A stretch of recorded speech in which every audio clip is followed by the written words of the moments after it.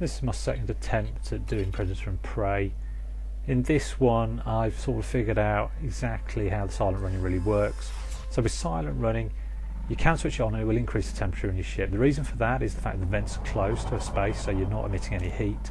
At the same time it's bottling up inside your ship, so eventually it will explode. So that's what happened in my last sort of video, and in this one I'm starting to switch it on as I close in on the targets. What I'm not going to do is do it straight away, because obviously heat's going to build up, so you've got to close in a bit. Now I'm not in any hurry to get into this fighter. As you can see, the spectrograph on the right hand side is not showing any heat really coming out of the ship. It's kind of low, but I suppose you're not going to get spotted. So you can close in, and that's what I'm doing right now. As I close in, I'll enable weapons on the ship. I'm keeping the beam weapon on. You can switch it off actually. The beam weapon's a bit of a mistake to use in this. You'll see that the beam weapon increases the heat quite a lot. Now switch silent running on, so the heat's going up and up and up. But I'm hitting the Federal fighter,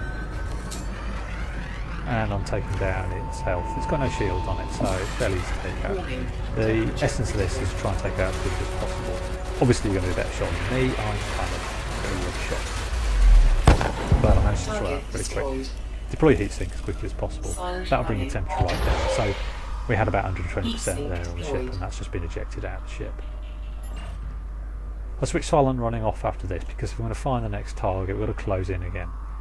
I guess the theory is that my spectrograph again will be fairly low and I won't be emitting too much heat, so the Cobra shouldn't spot me. There's a bit of a bug in the game. It seems to keep showing silent running on sometimes in between engagements, but it does. You can hear the audible switching on, switching off, so it does indicate it's working. So I'm going to close in on this again. I'll switch it back on, and I'm starting to hit the target now as quickly as possible. Obviously remembering to lead with the cannons and hit directly to the beam. Warning, temperature critical.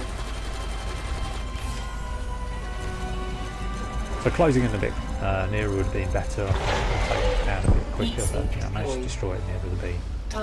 And again, eject out the back, your heatsink, so it takes temperature right down. Switch off silent running, you'd be around about 40% then.